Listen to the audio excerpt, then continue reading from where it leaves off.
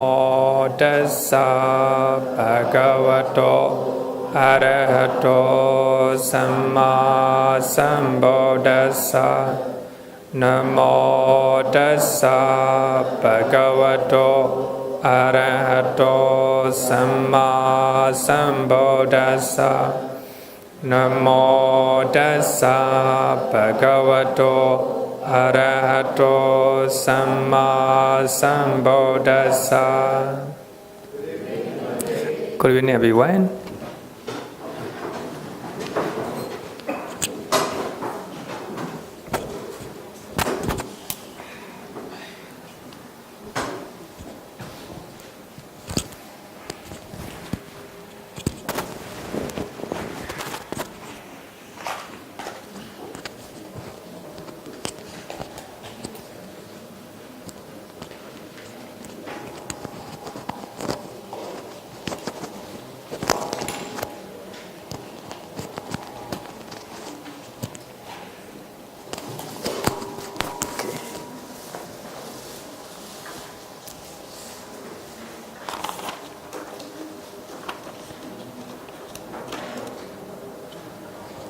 Okay, want to start with the question because we have a few questions.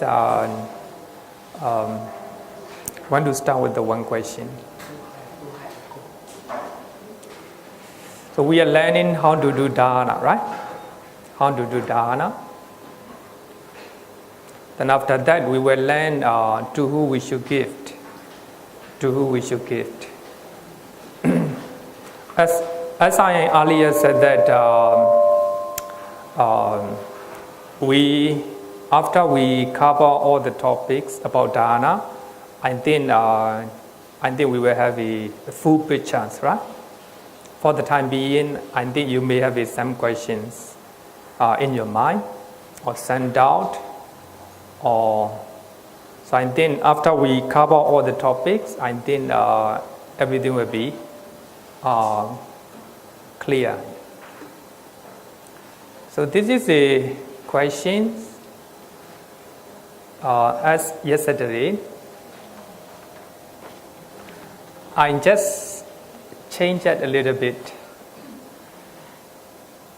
Just wondering why there are so many suttas that talk about Dāna, right? So many suttas. Up to now we have learned a few suttas, right? So there are many suttas to come. So there are many suttas about Dāna. What might be the reason why the Buddha delivered different discourses or different suttas on the same topics, right? On the same topics. Actually, even in the questions, we can find the answer to different audiences, right? To different audiences. So the Buddha may talk different answer to the king, and the Buddha may answer different answer to the farmers, right? Even it is the same topic. So what might be the reason why the Buddha delivered different discourses on the same topic to different audiences, right? So actually, the way actually she gives some points as well, but I didn't mention here. So if I mention here, the question will be very long, right? Question will be very long.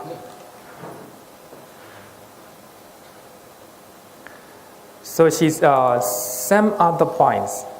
Is there a complete list from which the three suttas are delivered? So actually, she mentioned we have learned three suttas that talk about the same topic, right? Dāna. And she answered that, is there any complete list? So when we talk about Dāna, so the Buddha gave 5 criteria, right? To become a good Dāna. Another sutta, the Buddha gave another 8, right? So there are many of them are the same, but the Buddha added another 3 criteria. So I think that is very important, as I said, that even in the questions to different audiences, right? Different audiences. So that is very important. Even though how to do Dāna, right? So what are the criteria to do Dāna? But the Buddha gave 5 criteria in one sutta, and the Buddha gave another 8 criteria to do good Dāna, right? But of course, we have to take it number 8 criteria, right? So this will be the complete list, right? This will be the complete list. Even though we have more numbers, so I think they will be the same, right? In one way or another, they will be the same. In Chalingadana Sutta, the Buddha gave 6 criteria, right? But if we carefully study that one, 8 criteria also the same, very similar, right? But the Buddha taught to different people, so therefore the Buddha may give different criteria or different list. So when we learn, I think when we cover all the topic, you will able to understand much better, right? So here, complete list means 8 criteria, right? So last week we learned 8 criteria of a good Dāna, right?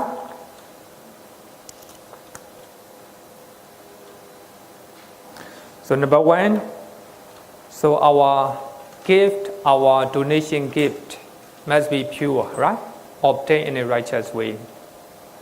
And number 1, excellent one. Of course, if you can offer an excellent gift, that will be the best, right? That will be the best. The number 3, a timely gift.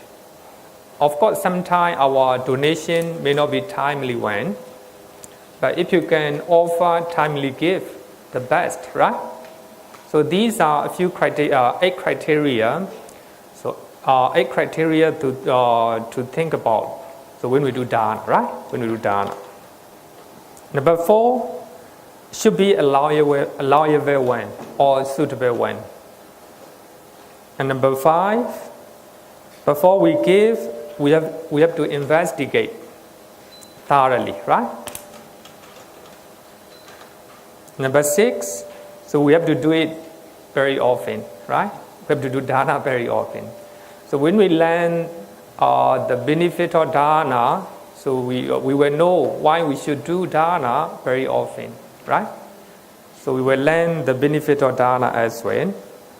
The number 7, so when we do Dāna, our mind must be calm and pleasant, right?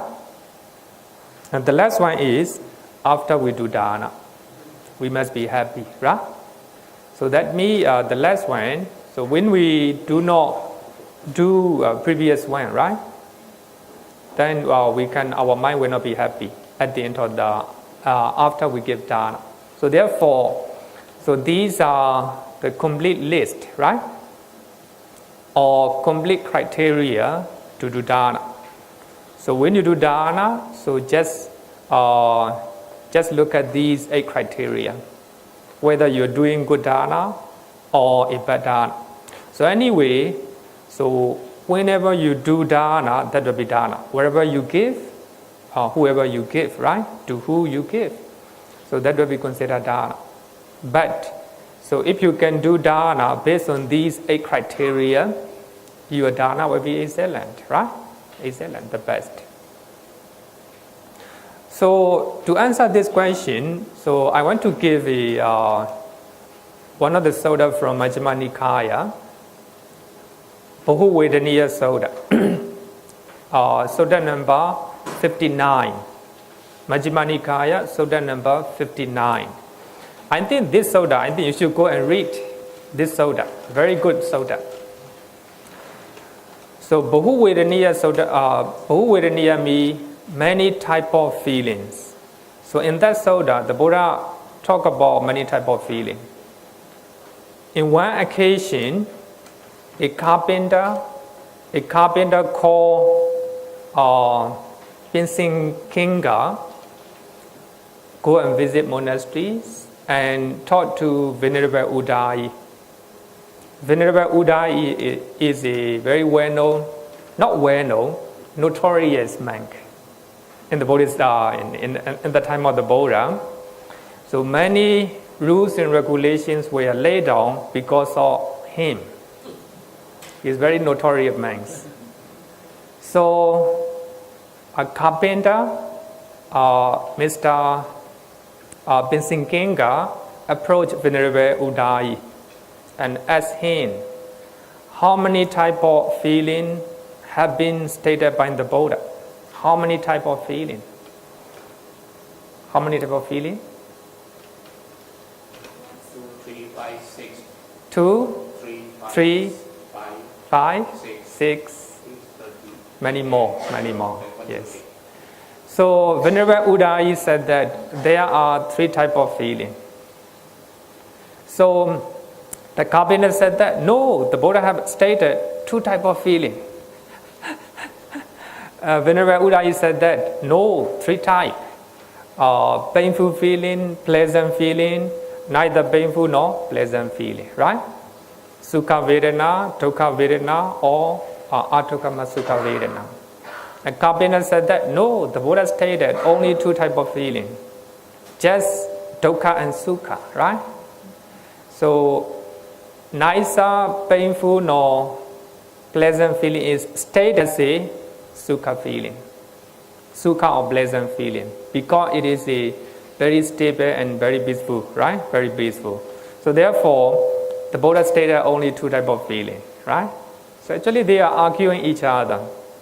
So Venerable Ananda hear their conversation and reported to the Buddha.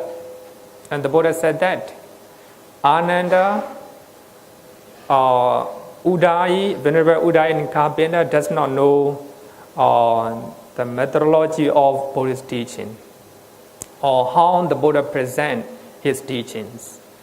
So the Buddha said that I have been taught many type of feeling based on different timing, based on different individuals. Sometimes the Buddha said 1 type of feeling. Sometimes the Buddha said 2 type of feeling. Sometimes 3. Sometimes 5. There's no 4. Right? Sometimes the Buddha said 6 type of feeling. Sometimes 16, 18, 108. And also in Vibhanga, in Abhidhamma, so many type of feeling are mentioned, more than even 108 type of feeling, right? So here, the point here is, so even though the same topic, so the Buddha will use different method, right? Different list of feeling, sometimes 1. So regarding with the 1 type of feeling, when the Buddha taught to the monks especially, and the Buddha said that wherever felt is counted in suffering. So any type of feeling is dukkha, right? Even you have a pleasant feeling right now, it is considered as a dukkha, right? It is considered as a dukkha. And I better use microphone. This one not very good, but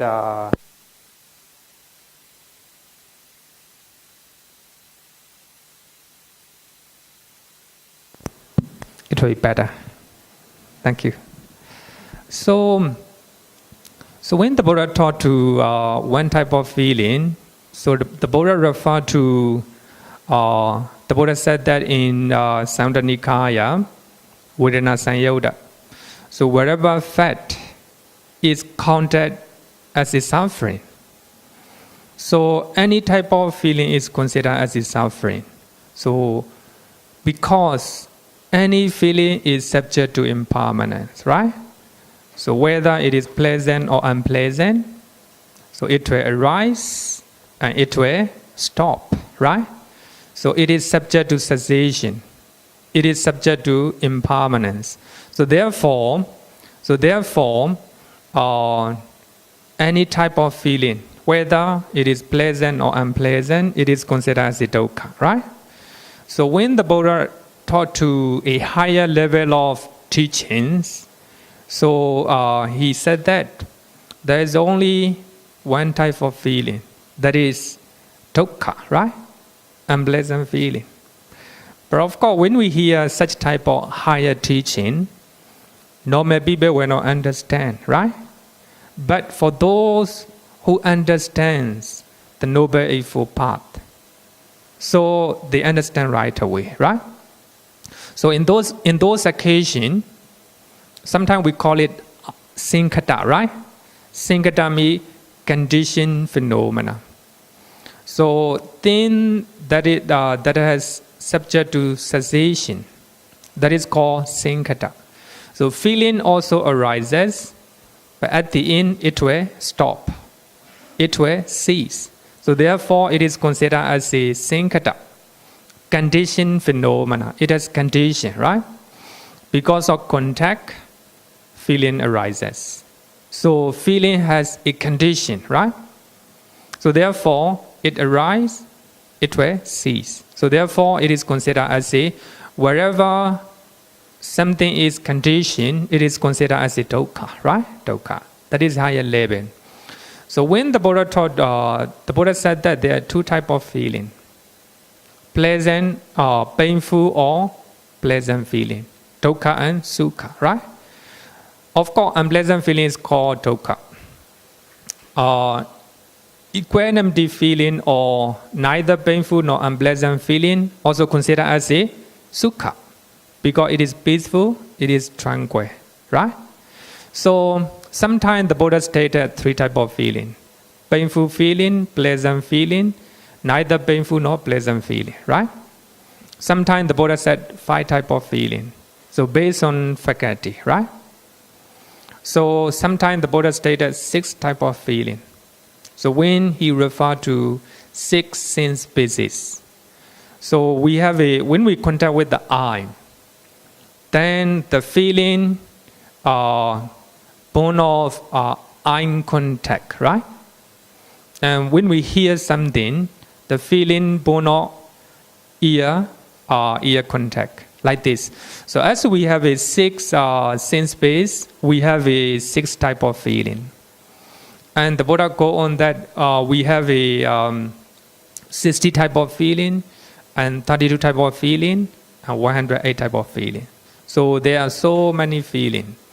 So in that Sutta, Majjhima Nikaya, Sutta number 59, so in that Sutta, the Buddha pointed that for those who do not understand his way of teaching, his method of teaching, in other words, we can call it methodology, right? In Pali, it is called upaya. Actually, in Mahayana tradition, they always use upaya kosala, right? Upaya means the way or the method. In Pali, kosala. Actually, I can't pronounce, I do not know how to pronounce in Sanskrit. So actually, in Pali, upaya kosala. Upaya means the method or the way. Kosala means skill. The skill of skillful method. The skill to teach the Dhamma based on different individuals and based on different place, right? So as I earlier said that, even though the Buddha is talking about Dāna, so when we talk about Dāna to normal people, and he will use in normal suttas, just like that we are learning right now, right? For normal people, he will use normal suttas. For higher people, higher intellectual people, and he will use different way. So I think that today we will learn some of them. Especially for monks, the Buddha hardly taught to the monks about the Dāna. Especially the Buddha taught to the monks Sila and Bhavana. As you all know that we have a three type of higher training, right? Sila, morality, and Samadhi, concentrations, and wisdom, Panya, right? So when the Buddha taught to the monks, he usually talks 3 type of higher trainings. Sila, Samadhi, Panya, right? So therefore, we have to know Buddha's method when we talk to the different audience and also different occasions. So therefore, everyone know that Kalama Sutta, right? So actually, the commentary mentioned that Kesamoti village is situated in the important crossroad. So where many merchants and many religious leaders come and visit. And many religious leaders, so they talk about their teachings, right? So actually the reason is that Kesamoti village, the villagers are very highly educated. So therefore, in that village, the Buddha taught Kalama Sutta. So as you all know that, in that Sutta, the Buddha encouraged the villager Kalamas, to use to investigate and to use their wisdom, right? To examine whether what they taught is right or wrong. But of course, the Buddha gave a criteria to decide. That is nothing but Lobha Dosa Moha, based on Lobha Dosa Moha, right? Actually, when I use Lobha Dosa Moha, I think it is just like a religious term, right? But you have to understand the meaning of Lobha Dosa Moha, right? So I think trying to understand the meaning of Lobha Dosa Moha, right? Later, maybe I might touch on that later, right? I might touch on that later.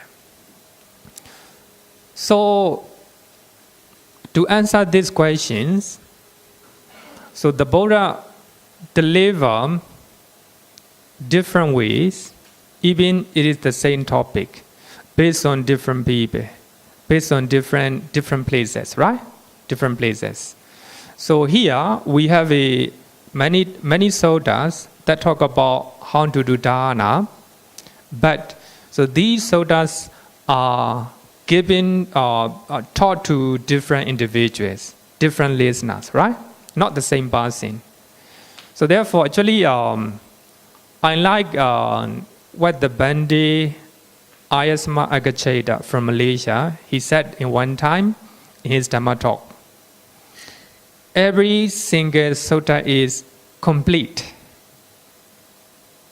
Every single sutta is complete in their own way. Because one sutta is taught to some individuals, right? At one place. So that sutta itself is complete, right?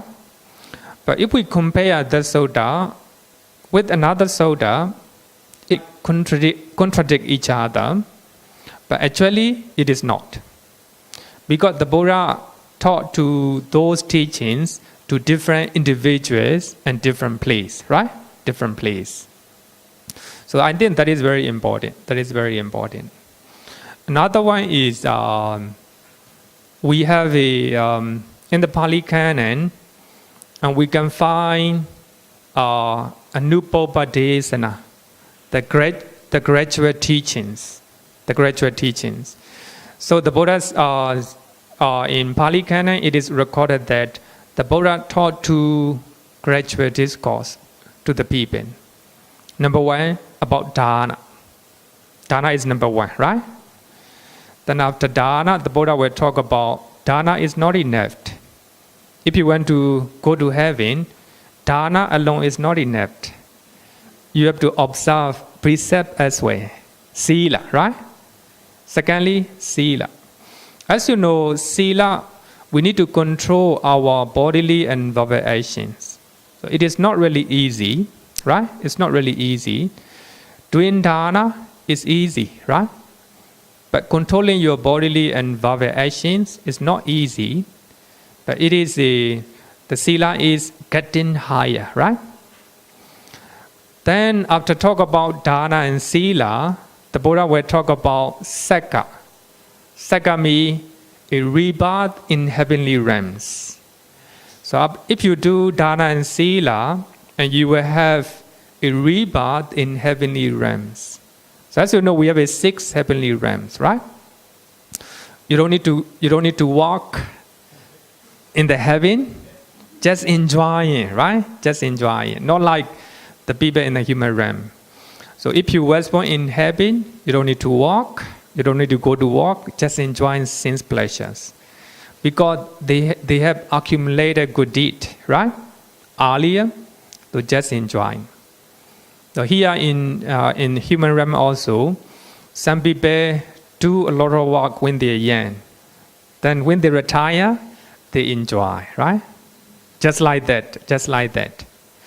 So here, the point is, after talking Dāna and Sila, and the Buddha said that, the Buddha taught Sakka, the discourse about heavenly realms, right? Then another one is Kamanan Adinavakata, the danger of sense pleasures. Actually, it is contradict, right? If you look at earlier one, the Buddha talk about Dāna and Sila. If you do Dāna and Sila, you will enjoy in heaven, right? But for those who are very intelligent and who have mature knowledge, then he talk about the danger of enjoying sensual pleasures, right? Getting higher, right? Getting higher. Normally, we like to enjoy sensual pleasures.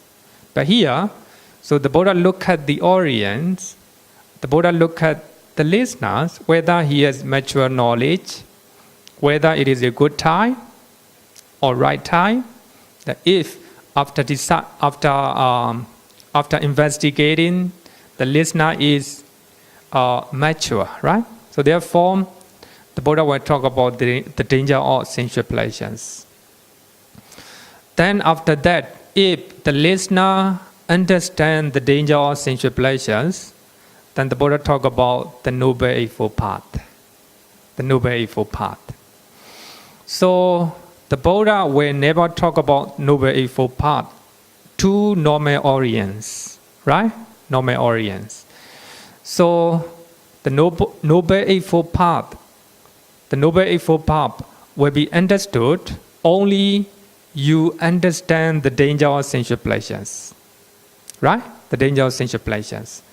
So the Noble Eightfold Path is called Buddhanan Samokansika Desana, a special discourse of the Buddha. That is, the Noble Eightfold Path is special discourse or special teachings of the Buddha. In other words, we can say that the Noble Eightfold Path is the special teachings that can be found only in Buddhism. You cannot find the Noble Eightfold Path in other religion. So therefore, it is a special teachings in Buddhism. Actually, Pali Canon use that it is the special discourse of the Buddha, right? So when you look at the last two, the danger of sensual pleasures and the Noble Eightfold Path, it totally contradict with the previous one, right? Dāna and Sila and Sakka. So that is the graduate discourse. So what I want to point out is that the Buddha taught different discourses, depends on different individuals and different occasions and different places. So therefore, so when you find two suttas, so in one sutta the Buddha may say that do Dāna and Sila. If you do Dāna and Sila, you will go to heaven. But another sutta, the Buddha will say that any type of sensual pleasures is not good. Then practice Sila Samadhi Panya, right? Sila Samadhi Panya. Then you will attain Nibbana. So you may find contradiction, right? Actually, normal people normal people may think that it is contradict each other. Actually, it is not, right? It is not. The Buddha is talking to different people, right? And different intention. In Pali, in that sutta, in Bhuviraniya Sutta, the Buddha used upaya. Upaya desana. Upaya means the way of presentation or the method of presentation, right? Even though we have, the Buddha is talking the topic on feeling, the topic on Vedana, sometimes the Buddha said only one feeling, only one type of feeling. Sometimes two, sometimes three, sometimes five. Like this, right? Different occasions, different listeners, and different place, right? Then I think that you got the answer. And the questioner and she said that, could the shorter list be the result of losses during oral transmission? And she said that, as you know, sometimes we have when we talk about Dāna, how to do Dāna, in one sutta, the Buddha gave 5 criteria, right? Another sutta, 8 criteria. And she said that, is it because of the losses during oral transmission? And she said that, could the longer list be the result of addition by later generations? It is losses or added, right? What I can say is that according to modern scholars, Pali Canon that we are learning is the most purest form of Buddhist teachings. Pali Canon that we are learning, Nikayas, are the purest form of Buddhist teachings. But of course, there may be some additions or there may be some lost, right, in the Pali Canon. So we cannot deny that. There are some. But as you all know that these Buddhist teachings were, carried out through generation to generation, right? First century BC, so these teachings were recorded on the Ola leaf, right? Ola leaf. So from that time onward, so there are only maybe a few losses, or maybe some additional sources, right? Even we are, maintain the Buddhist teachings with the oral tradition, it is carefully maintained, not to lose, the real teachings or the original teachings of the Buddha. The reason is that, so the monks are assigned to maintain the Buddhist teaching. Suppose, so we have a Digha Nikaya, a group of monks who maintain Digha Nikaya, right? Not only one. So there are a few monks, so who are maintaining that Buddhist teachings. So they have to sit down and they have to recite. So if someone make mistakes, they stop for a while and they will examine. So who is correct? So that means not only one, a group of monks. So they have to recite Buddhist teachings together. So everything must be the same. If someone make some different version, and they will examine, they will investigate thoroughly. So then only they make agreement, final agreement, and they take it. So that means even though they are, they are learning the teachings of the Buddha through oral transmission, the chances are very little, right, to make it wrong. So therefore, what I want to highlight is that according to modern scholars, so Pali Canon is the purest form of Buddhist teaching. Then you can Google, right? Pali Canon, right? Nikayas or Pali Canon. Which one is the purest form of Buddhist teaching, right? Okay, so I think that the answer, that is very important, I think. That's very important. So therefore, I take a long time, right? To make it short, the Buddha taught the same topics in different way. So the reason is different listeners, right? The different listeners, different occasions, and different timing, different place. Any question? Okay, so no question, let's go. Actually, in the 8 criteria of a good Dāna, so we have a timely one, right? So I think if we can do Dāna, timely Dāna, it is good. So in Gotra Nikaya, chapter 5, Sutta number 36, so the Buddha gave 5 timely gifts. Number 1, one gives a gift to a visitor. To a visitor. So here it doesn't refer to monks or lay devotee. Anyone, right? If somebody come and visit Singapore, do Dāna, right? If somebody come and visit to your house, do Dāna, right? Offer food to the visitors. Number 2, one gives a gift to one setting out on a journey. Someone is on a journey, then do Dāna, right? It is a timely gift. Timely gift. Therefore, in Myanmar, so when we take a trip, people usually offer food on the restaurants.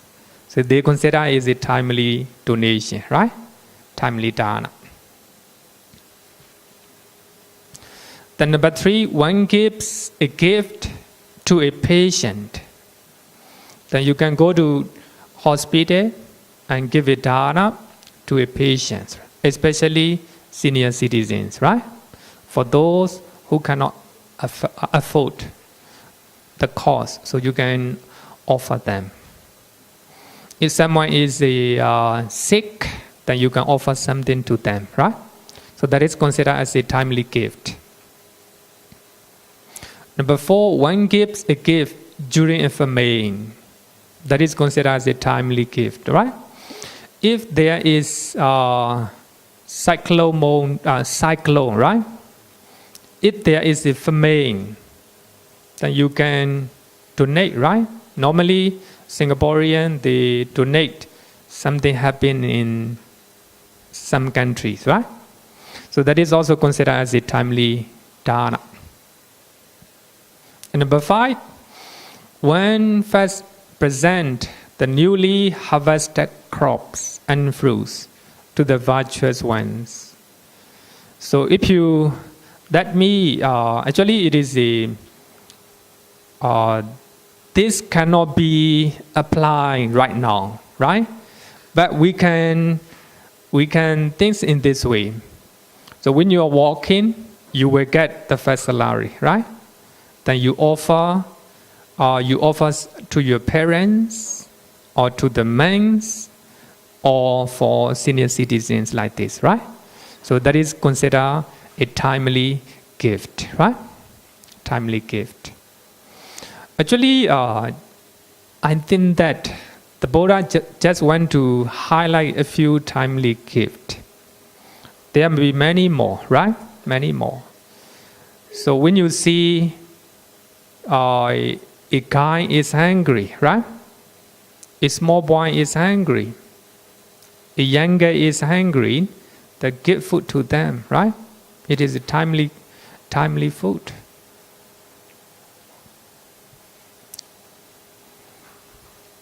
Just giving the example of a timely gift. So if someone is in need of your Dāna, then give it to them, right? So that will be considered as a timely gift. Not difficult, right? Not difficult, very easy one. Just want to, these are normal teachings, I will say that, right? Normal teachings. Especially it's useful for lay devotees. That you can consider as a one criteria, right? When you do Dāna. So when you give a timely gift, timely Dāna, it is considered as a good one. Then let's go to another one, another soda, Manabadayi soda. The giver of the agreeable one. Actually, I didn't give this soda. Then you can go and read by yourself in Gota Nikaya, chapter 5, soda number 44. So in that soda, so the Buddha taught to one rich man who always offer the excellent things to the Sangha.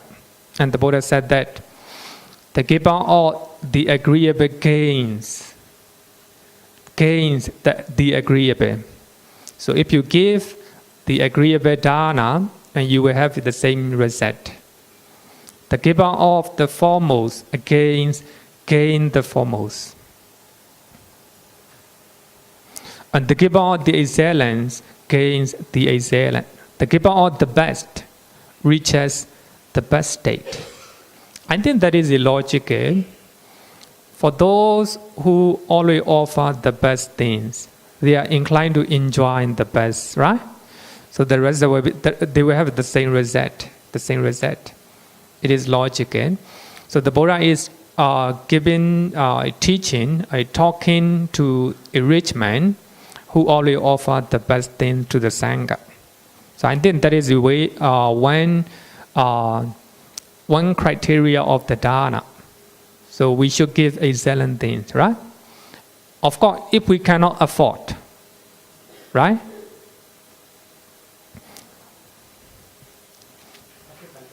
Okay. Microphone. Here I will say that not only question, you can contribute your idea as well, right? Then you can discuss and you can give your opinions, not only the question, right? Bhante, I talk about the timing. Can you flip the presentation backwards? Okay. I thought timely give is to give something that people need. Like for example, if it's a nice day, why give me an umbrella? I don't need an umbrella. Okay. When it's raining, Okay. I need the umbrella much more than it's a normal day. Okay. So to me, timely gift is this kind of gift. When it's raining, give umbrella. Also to me, timely gift is also the urgency of the gift. Like for example, there is a hurricane and many people die. So how fast you should give? I say I give, but 10 years later, then I come out with my money, where all the people are already dead, or all the rescue already over. You come up with the gift. What's the point? So timely gift to me also is the urgency of the gift. If you need it now, give it quickly. If you take your time, more life will be threatened or more life will be wasted. To me, timely is these two. Rather than give a gift to a visitors, give a gift when you're going on a long journey. I mean, this kind of thing is not that kind of urgency or this kind of Dāna we are talking about. Actually here, Correct me if I'm wrong. Yeah. Actually here, what you give 2 points, of course, is correct.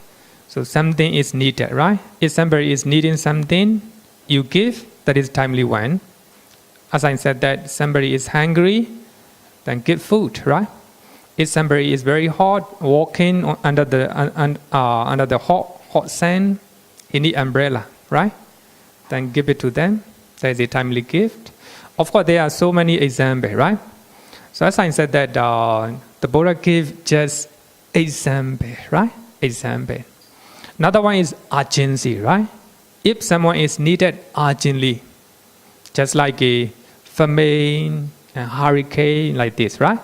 So we can give as fast as possible, right?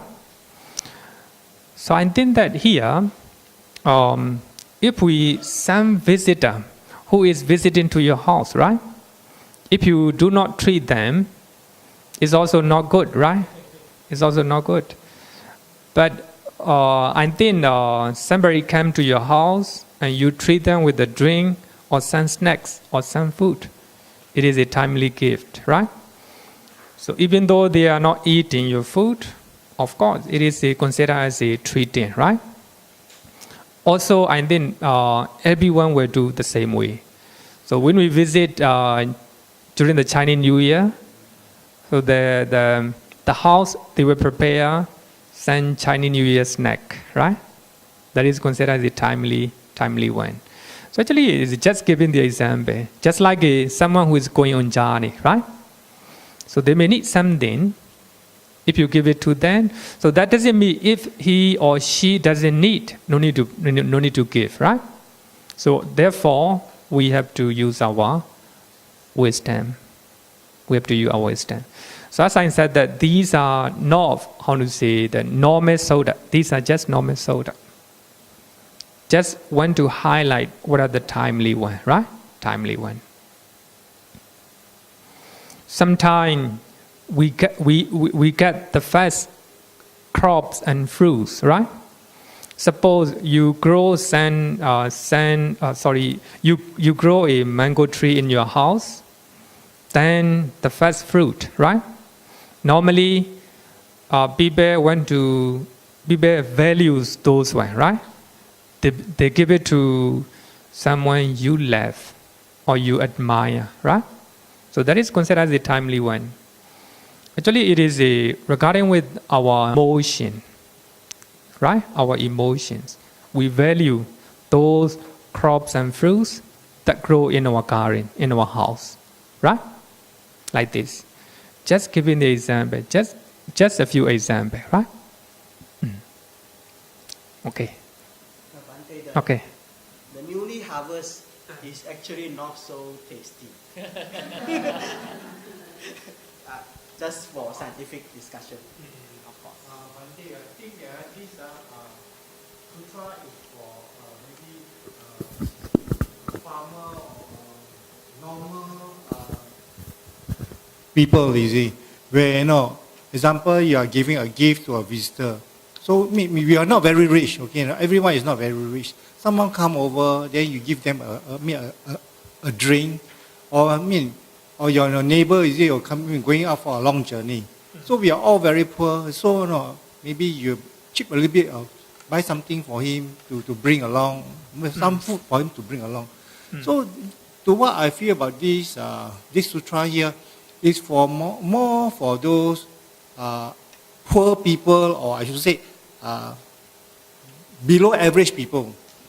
It is not for those who are king or who are noble people, where this sutra will be out. So I think this sutra we can even apply into the Prime Minister, right? If somebody visits Singapore, they treat with the Dāna, right? So that is, I think, a kind of gift, right? It can apply to anyone. Of course, if we are too poor, we cannot treat. But at least we can treat with the water, right? It depends on, of course. Yeah. So as I said, that we have to use our wisdom, right? We have to use our wisdom. But in Dakhinavibhanga Sutta, that talk about Dāna, analysis of Dāna. So the Buddha gave some criteria, right? I think that is very good, I think. So the first one, the donor must be, the donor do not have attachment to his offerings, right? If you give something, you freely give to the recipients, right? And number two, the recipients also must be no attachment to the offerings. But he need it, he just use it. But if the recipient is too greedy and using a lot of an ethical way to get that gift, right? So the recipient also must be no attachment to the donation, right? And also when you do Dāna, you must have a strong faith. Faith means thing that you are doing, right? And you must have a strong faith to the recipients, right? And also another one is your mind must be placid and calm when you are doing Dāna, right? The most importantly, after you give Dāna, you must be happy. So these are the few criteria. So I think that when you look at that, the criteria of Dāna, I think that so you can go to Dāna. So different soda will give different reason, but they are the same in different way, right? They are the same in different way. Okay? Any question? Okay, no question. Then let's go. Let's go to another soda. The grapefruit or Dāna. So here, Dāna, Mahapala in Pali, Dāna means Dāna, Mahapala means grapefruit. The grapefruit or Dāna. If you do such a Dāna, you have a great benefit or great fruit. So in this soda, Venerable Sariputta asked to the Buddha, even though the same gift is given, the donation offering is the same, some Dāna is not of great fruit and benefit, and some Dāna is of great fruit and benefit. Why? The same gift or the same donation, but some Dāna is great benefit, of great benefit, some Dāna doesn't have it, right? So Venerable Sariputta asked the question. So look at the Dāna Mahapala Sutta, chapter 7.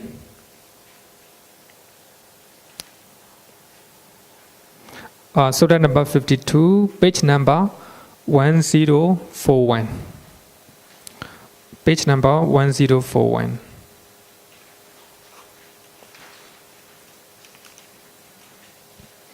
So in that sutta, the Buddha was living in Samba on the bank called the Gangara Lotus Pond. The group of lay followers approached Venerable Sariputta and requested that they want to see the Buddha, they want to listen to the Dhamma. And Venerable Sariputta taught to them to come full moon and new moon day, right?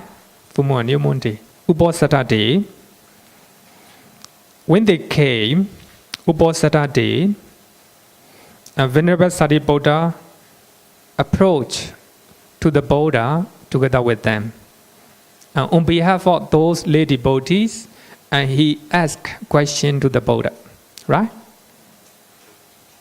So even though the same gift is given, some Dāna is of great fruit, and some Dāna is not, right? The reason why like this. So in that sutta, so the fruit or the benefit of Dāna are rated in the ascending order. So when you do the first type of Dāna, you still have benefit, not of great benefit, right?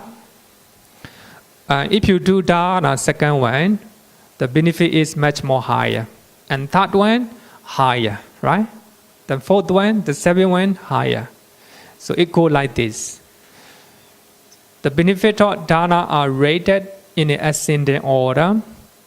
When you do Dāna, the first type of Dāna, you will go to the first heaven.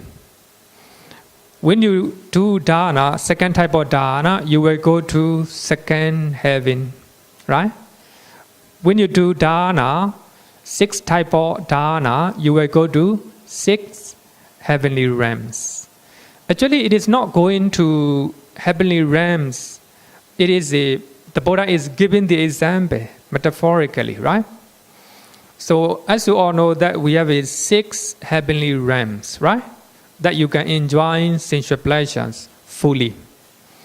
So when you, the second heavenly realms is higher and better than the first one. The 6th heavenly realm is the best, right? As far as enjoyment or sensual pleasure is concerned. So when you do the first to 6 type of dana, one will have a rebirth in 6 heavenly realms in ascending order. But when you do the 7th type of dana, you will have a rebirth in the Brahma realms, right? As you know, we have 20 type of Brahma realms. So those Brahma realms are higher than and better than heavenly realms, right? Heavenly realms. The point here is, it is not, the Buddha is not directly talking that if you do such type of dana, you will go to the first type of heaven. Not like this. The Buddha want to highlight, so second type of dana is higher and better than the first one, right? So we have to understand in this way. The Buddha answered that, in that case, Sariputta, he gives a gift with the expectations. Here, even though the Buddha used the word he, right? It refers to anyone, right? It refers to anyone. Don't think that it is only for boys, for everyone, right? So that is the way Pali Canon mentioned. In that case, Sariputta, he gives a gift with the expectations. So here, I use the Pali not for you, as I said, just for me.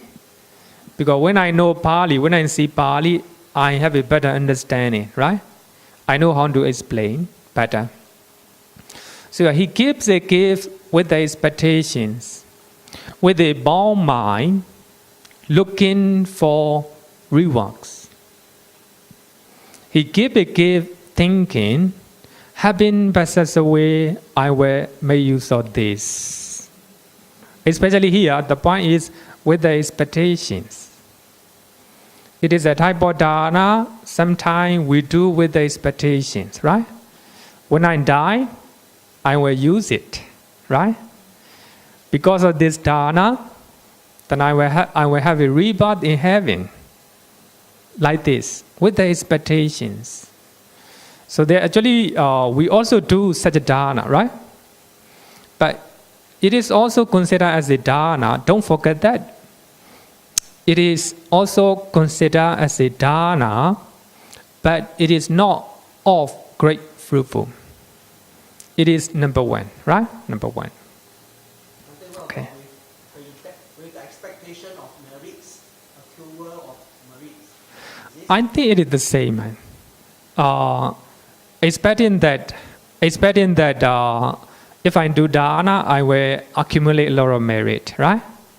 But it's a type of expectation. But anyway, the Buddha do not say that. That is not good. Just want to point out that it is not so much beneficial than number 2, number 3, etc. Right? Number 2, etc. I have one devotee. So when I studied in Sri Lanka, he supported with the financial money. So he always said that, Bhante, I just want to be, just send me to the heaven.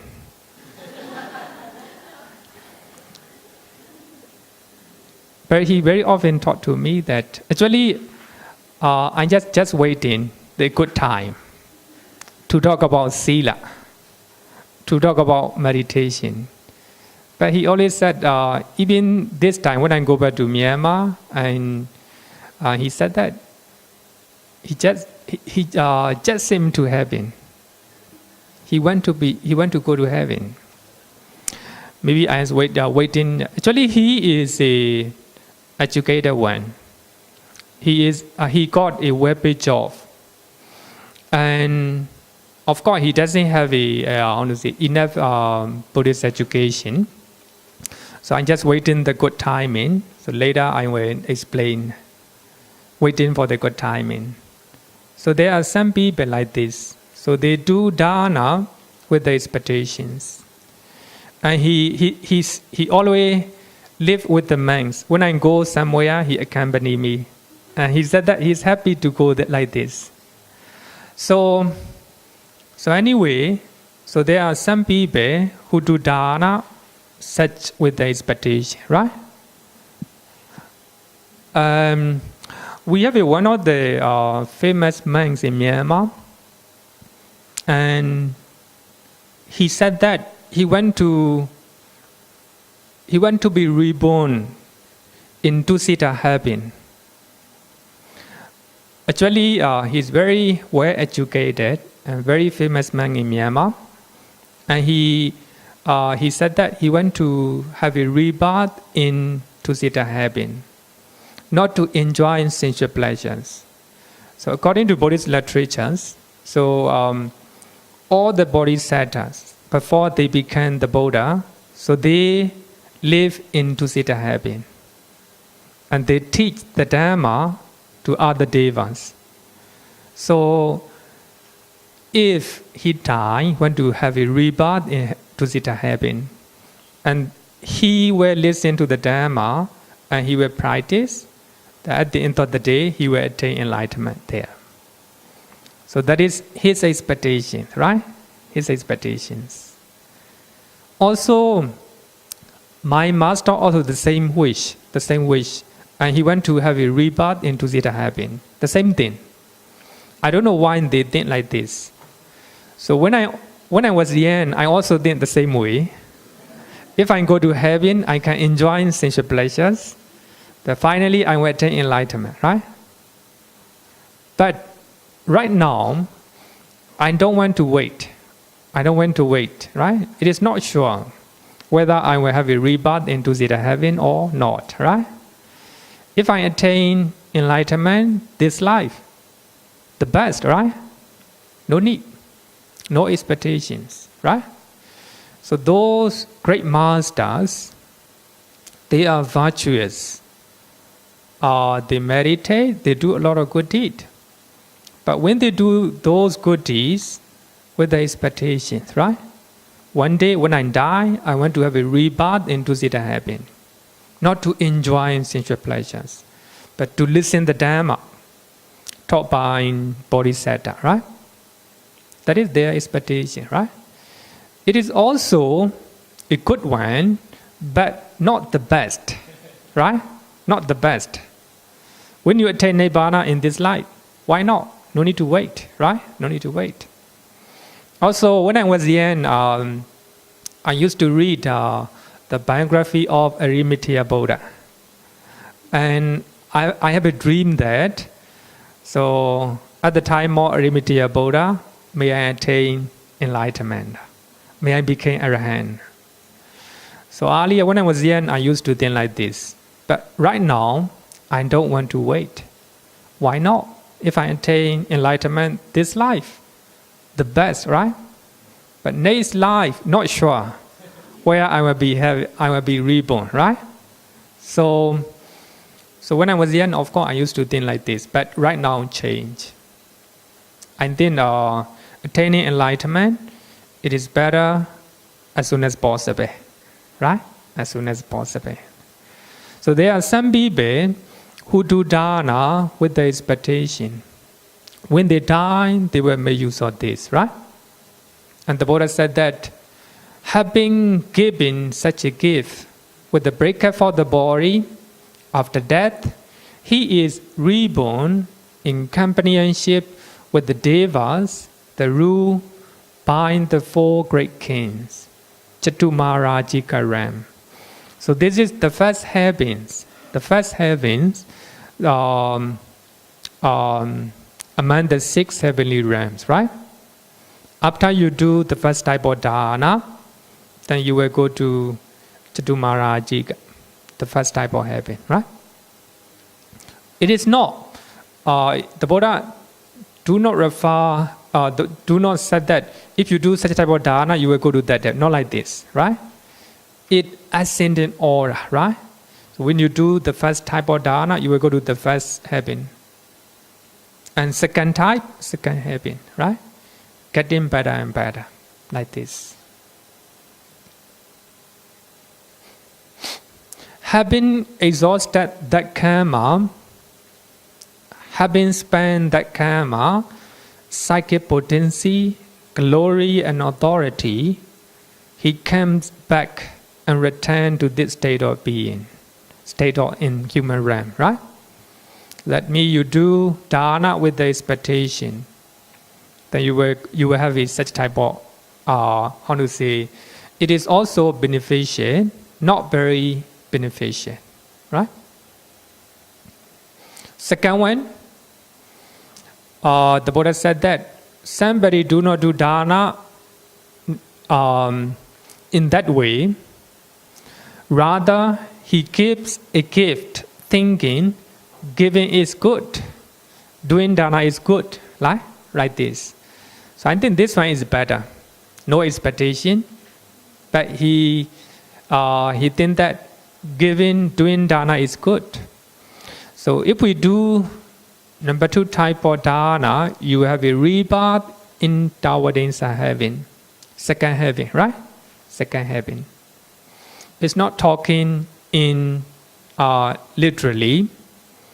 If the Buddha is talking the ascending aura of the greater benefit of dana, right? Some people will do, he give a gift thinking, giving was practice before by my father and forefathers. I should not abandon this ancient family tradition. My father, my mother, my grandmother, my grandfather, they do dana, then I shouldn't abandon such tradition, right? Such a tradition. So when you do such attitude, you will go to Yama realm, right? Third heavenly realm. So when you want to know 6 heavenly realms or 20 Brahma realms, I think you need to come to Abhidhamma class. Now we are learning 3rd chapter. So when you want to know those 31 planes of existence, this 5th chapter, right? So when we learn the 5th chapter.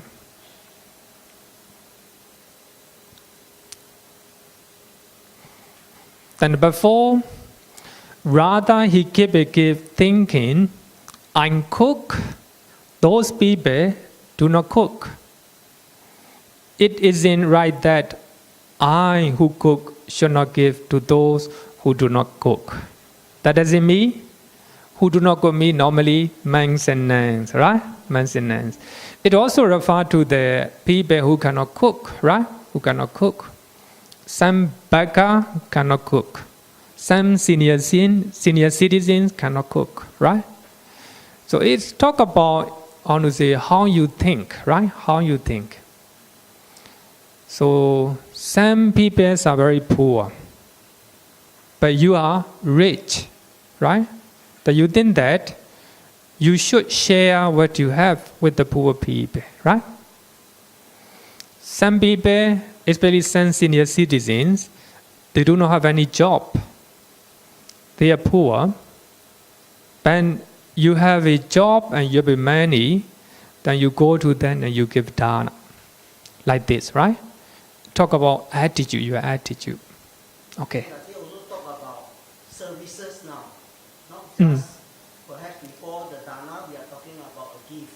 Okay. This one, like for example, cooking, could be also a services. Okay. Like you giving tuition the other day, there was this lady was talking about. So it's more like 4 is higher than 2, because now beside the gift, he is also giving a services. Services. People can cook. Can do like this. Can say so, yeah, of course. Can say so, yeah. Suppose here we will YMBA classes, right? The student cannot cook. They are studying, but some people give service, right? They cook for the students. They also, maybe we can consider this one, right? This one. They give their service. Students are studying their lessons, so they cannot cook. So on behalf of them, you cook for them, right? When you talk about service, I think they also talk about putting in effort. Of course, yes, of course, yeah. Actually, this one is not literally, I would say that it's just giving the ascending aura of the Dāna, right? Which are greater and which are better. Okay? Then, number 5. Rather, he gave a gift thinking, just as the seer of all. Seer of all means the religious leader in ancient India. This also giving the, just giving the example. Just as the seer of all, that is Attaka, Vamaka, Kassapa, and Bhagu, had those great sacrifices. Sacrifice means a type of Dāna. So I will share a gift. So many ancient scholars, so they do Dāna, then I can share, right? Their Dāna. Some people do Dāna, then you get share, right? You get share, just like that. Suppose in Singapore we can say that Mr. Lee Kuan Yew do something good things, right? Then following his example, you do good things, just like that, right?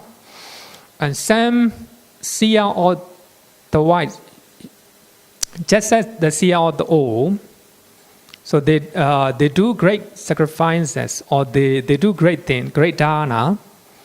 So I will share a gift when they do Dāna, like this, right? When they do Dāna. Suppose one organization doing a great things, Dāna, that you contribute, like this, right? So when you do Dāna, so you will have a Naimanarati Ram. Naimanarati Ram. Then number 6, rather he gave a gift thinking, when I am giving a gift, my mind becomes placid and elation and joy arises. So when you do Dāna, you see the result of Dāna, your mind is placid and calm, you have a lot of joy. So thinking that, you give Dāna. So when you do such a Dāna, it is also a type of expectation, right? Type of expectation.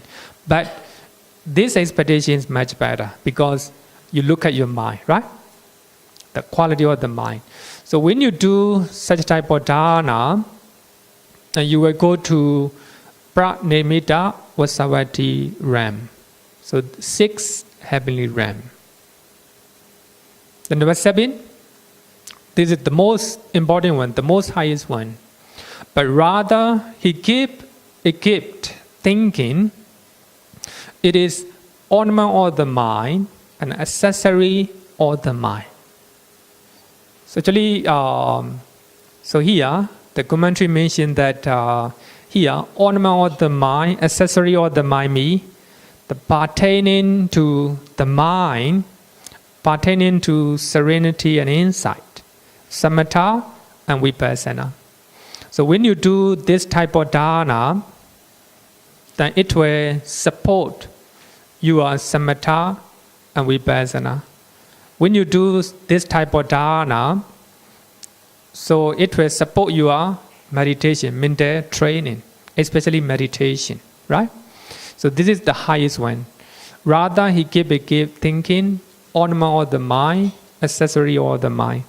So when you do Dāna, that means you freely give away and you detach from your belongings, right? So when you do such Dāna, there is no lobha at the time. So that means it will support your mental training. When you do dāna, it will support your practice.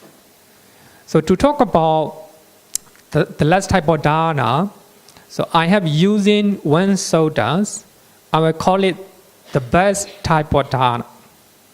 So when you do dāna, so if you can do with that attitude, that is the best, right? The best. This one, the ornament of the mind, accessory of the mind. Having given such a gift, with the breakup of the body after death, he is reborn in a companionship with the Deva of Brahma company. So as you know that we have a 20 type of Brahma realms. So only you attain jhana, you can go to those Brahma realms. So they are higher than heavenly realms. In the heavenly realms, so you enjoy sense pleasures. To enjoy, to get happiness, you need senses, right? You need sensual pleasures. You need a lot of support from outside. But when you attain jhana, you don't need any support from outside. When you meditate, you will attain happiness and serenity of the mind, right? You don't need any outside support. So here, when you do dāna freely and without attachment, so that will be the ornament of the mind and support of the mind. That means when you do meditation, it will be supporting factor, right? Dāna, such type of dāna will be supporting factor for your practice. So you can meditate well, right? After you do such type of dāna, you will go to Brahma realms. No expectation at all, right? You do dāna, you think that you should do it, right? No expectation and no attachment to your offerings, to the recipients, to anything. As a result of such dāna, you will go to Brahma realms, right? So having exhausted that karma, psychic potency, glory and authority, and he does not come back and return to this state of beings.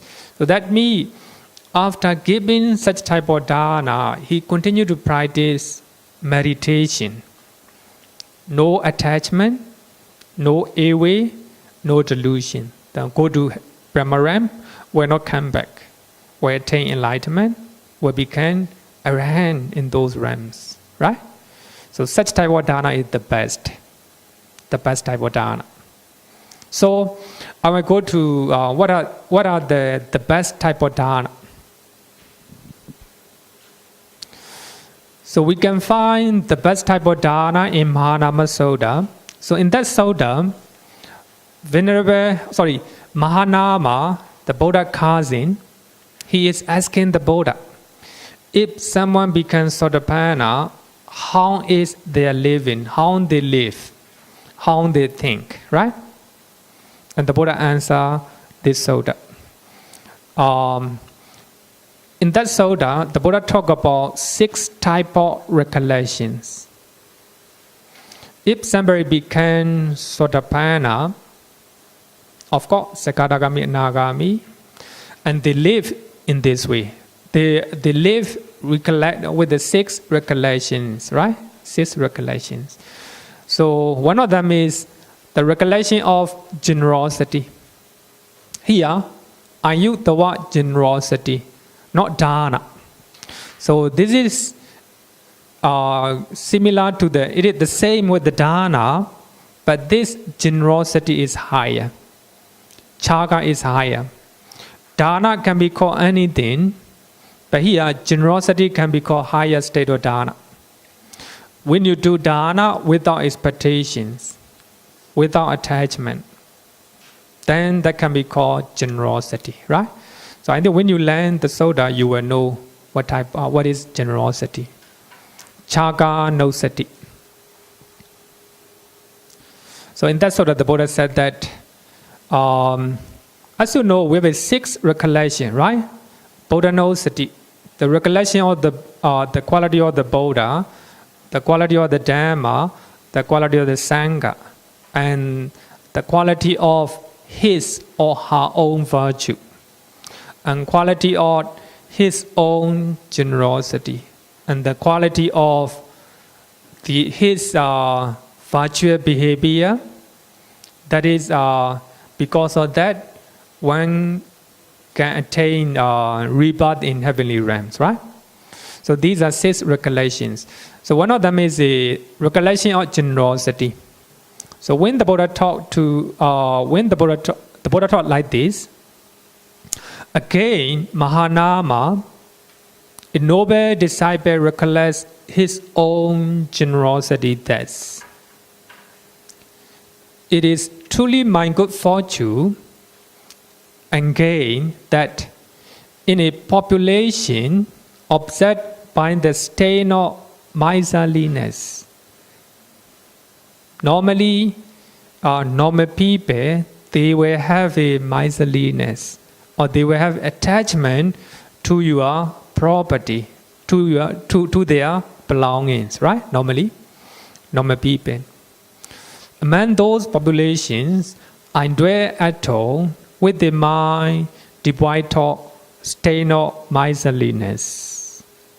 So he thinks that after doing Dāna, after doing the best Dāna, he recollect his generosity.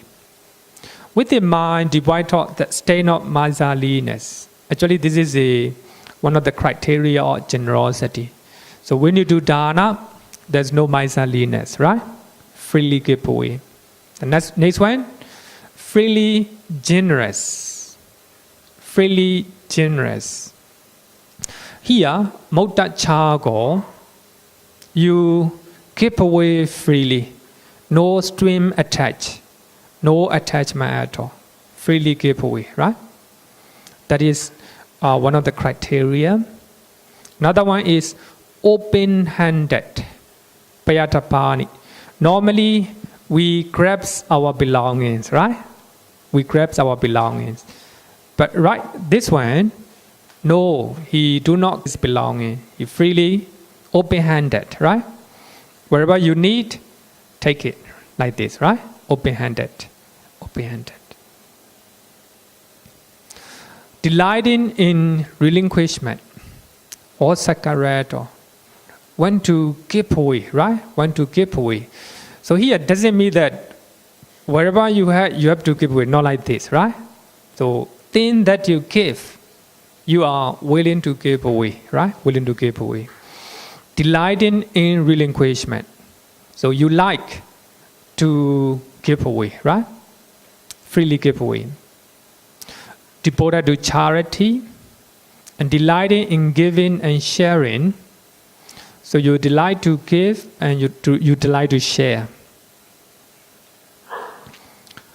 When a noble disciple recollects this generosity, so on that occasion, his mind is not upset by lust, hatred, and delusion. Lobha, dosa, moha. I think I need to explain lobha, dosa, moha. Otherwise, I think you will wonder what is it, right? Some of the people are new, I think very new, so I think they may need to know lobha, dosa, moha, right? Sometimes the Buddha used the word lobha. Here he used the word raga. They are slightly different, but the same, right? Lobha, you attach, both lobha and raga, you attach to something, right? You have a very strong attachment to your belongings, to your beloved ones, to your places, to your countries. It doesn't mean that, it doesn't, you left your country, you left your family. It can be sometimes loving kindness. It can be sometimes lobha, right? So if you left your country, if you left your family, without attachment, that is called metta, or loving kindness, right? So we can differentiate in this way. Suppose you love your parents, right? So therefore, you take care of them. You provide everything they need. When they die, you cry. That means it is not loving kindness. It is raga or lobha. So you trying to fulfill all the things for your parents when they are alive, but when they die, no cry.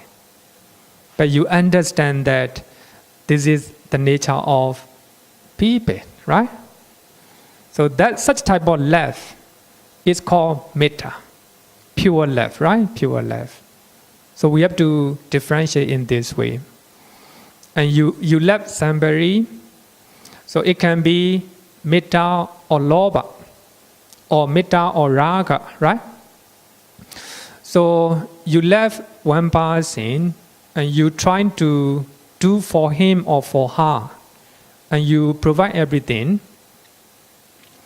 So when you have to depart with that person, then you cry. You feel sorry. That means your love is not pure, right? Stream attached. Then you let that person. You're trying to give some. You're trying to provide everything the best. So when you have to depart, one way or another, you do not cry, no sorrow at all. Your mind is very pure, very serene. We can call it metta or loving kindness, right? So here, so when you have loving kindness, no attachment, when you have to depart with that person, no sorrow here. You just understand with the mindfulness and wisdom that we can call it loving kindness, right? So it can be loving kindness or lobha or raga. But here, hatred, I think everybody understand hatred, right? Hatred can be two types. One type is the active hatred or active anger. Then we can see very clearly, right? Another one is passive one. And you have a depression. And you have a sorrow, a lamentation. And you have an irritation in your mind.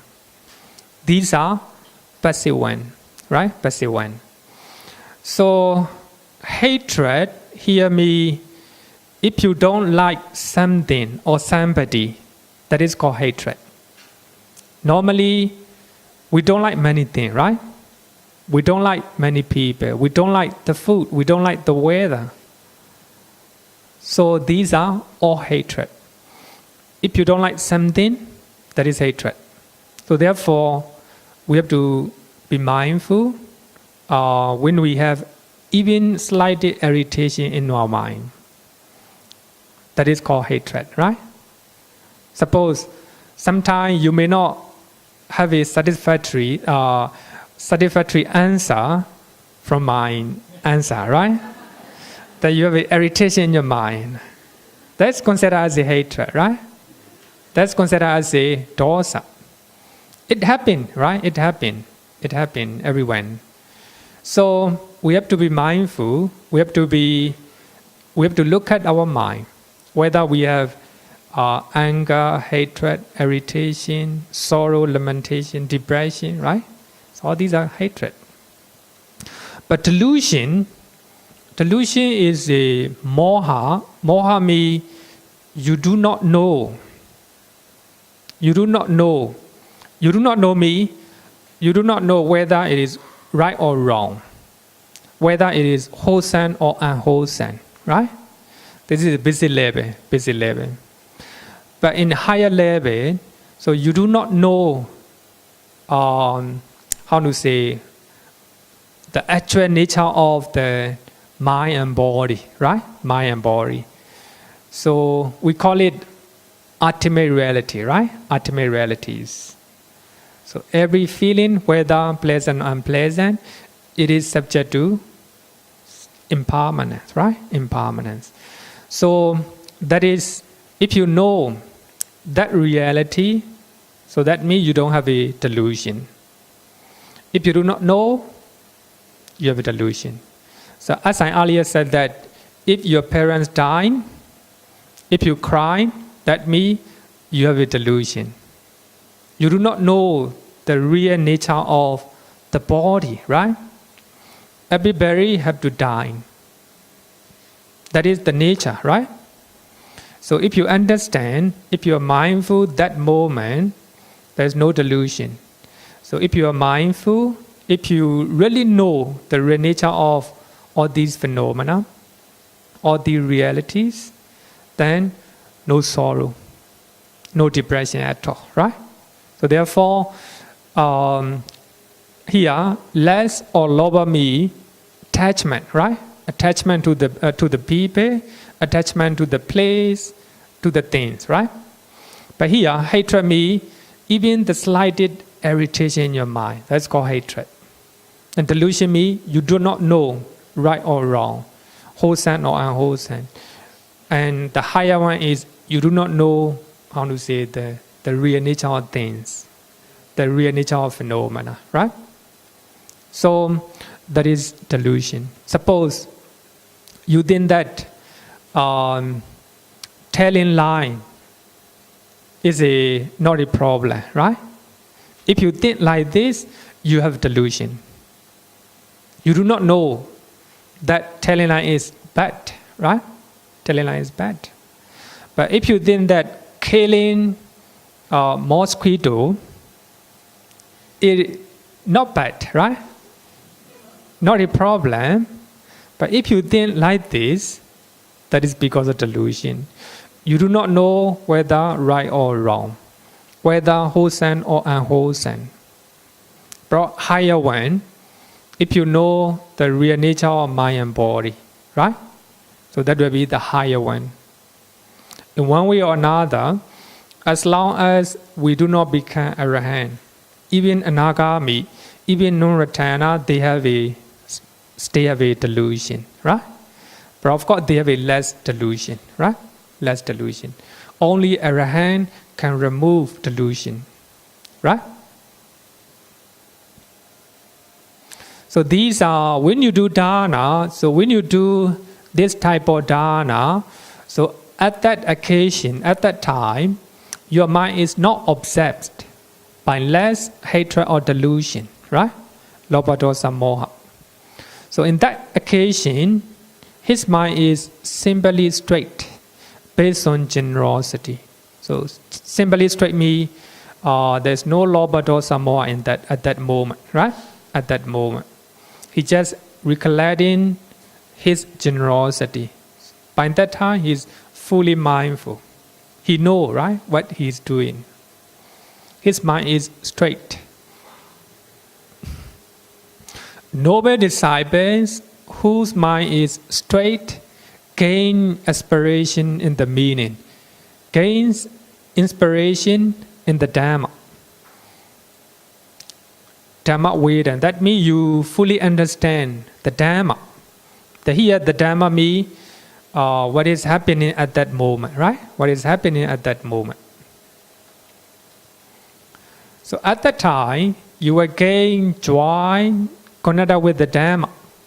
It is a not normal joy connected with the Dhamma. It is a joy connected with the Dhamma. So when he is joyful, rapture arises. So rapture is higher than normal joy, right? So with piti, your mind will become tranquil. Because of tranquility of the mind, your body also will have a pleasure. Because of pleasure, your mind will be concentrated. Because of concentrations, so your mind will be concentrated. Samadhi, right? Samadhi. So therefore, so the recollection of generosity is considered as a samatha or concentration. It is not a wisdom. It is not a vipassana, right? For one feeling pleasure, the mind becomes concentrated. This is called a noble disciple who dwells in balance amid an unbalanced population. That is very important. So people do not have balance of mind. Among those people, so he can balance his mind. Who dwells unafflicted amid an afflicted population. So people have here Bhyaparami, irritation or affliction, or anger or hatred. People are hating each other, right? So among those people, his mind is pure, no hatred, right? No affliction. As one who has entered the stream of the Dharma, he develops recollection of generosity. Here, the stream of Dharma, the stream is the Noble Eightfold Path. So when he was recollecting his generosity, so at that moment, he is practicing the Noble Eightfold Path.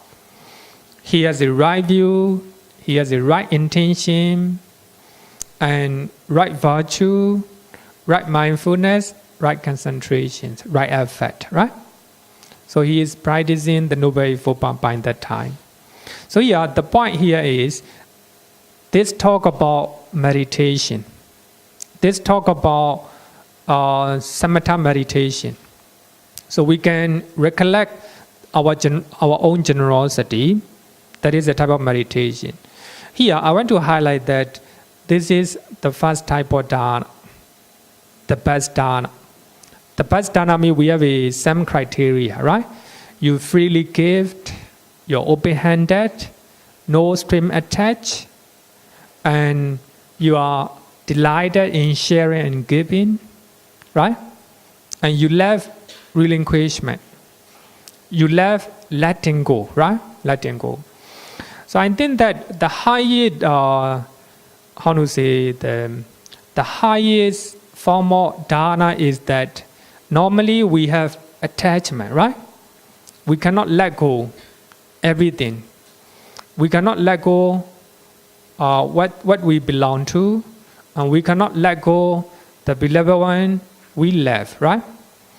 But at the end of the day, one way or another, we have to give back all these ones, right? If we have strong attachment to your belongings, to your beloved ones, one day, if you have to leave, if you have to die, then he has strong feeling, right? You will cry. You will cry. If you do not have attachment, if you let go all these ones, even you have to die, no sorrow at all. So therefore, when you do Dāna, when you give away your belongings, you freely give away. No expectations at all. Even you don't expect that. When you do Dāna, your mind is calm and pleasant. Even you don't have such type of expectation. Then you look at the recipients, the poor people, then you give away freely, right? So when you give away, you have letting go, right? No attachment to your belongings. Here, if you can detach what you belong to, it is called alobha, non-greed, right? The opposite of non-greed, the synonym of non-greed is called renunciation, right? You can renounce even what you belong to, right? You can renounce your popularities. You are ready to renounce your beloved ones, right? That is called renunciation. The opposite of lobha is renunciation or non-greed. In other words, we can call it letting go, right? Letting go. So I think that we have a lot of attachment. We have attached to the places, we have attached to the houses, we have attached to the people, right? Suppose you have a cancer right now. If you have a strong attachment, depends on your attachment, you have a greater suffering, right? Greater sufferings. It doesn't mean that you don't have to enjoy like sensual pleasures. It doesn't mean like this. But we have to try to detach or to let go as much as possible. So doing Dāna, it means we renounce our belongings, right? If you can give away freely without any attachment, that means you are practicing renunciation. You are practicing letting go. If you do such type of Dāna regularly, then you are closer to Nibbana. Actually, in Samdha Nikaya, when monks ask the question to Venerable Sariputta, people say, Nibbana, Nibbana. Bhante, what is Nibbana? And Venerable Sariputta answer very simple, give simple answer. Nibbana is devoid of lobha, dosa, moha. So that means if you do not have lobha, dosa, moha, you attain Nibbana. If you have less lobha, dosa, moha, you are closer to Nibbana, right? So if you do Dāna in this way, without attachment and freely generous, right? Then you are trying to destroy your lobha, right? So therefore, it is the ornament of the mind. It is the accessory of the mind. So when you do such type of Dāna, it will support your meditation. So meditation is the way leading to Nibbana, right? So you are closer to Nibbana, closer and closer to Nibbana, right? So therefore, this type of Dāna is the best. Doing Dāna without string attached or without attachment, right? Freely give away. But to do so, of course, you must have a wisdom, right? You must have a wisdom. Any question? Want to go back? Okay. Okay, let's close.